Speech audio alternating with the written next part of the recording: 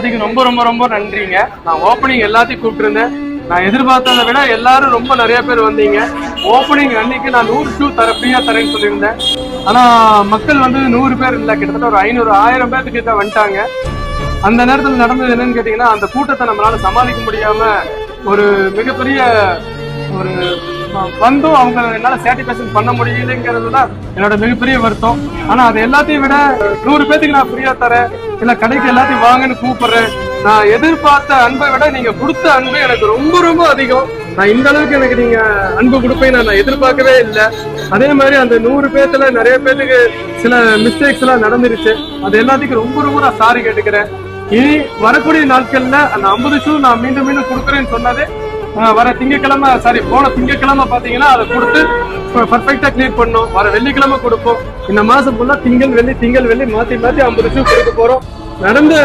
வந்தது அனைவருக்கும் ரொம்ப ரொம்ப சந்தோஷம்.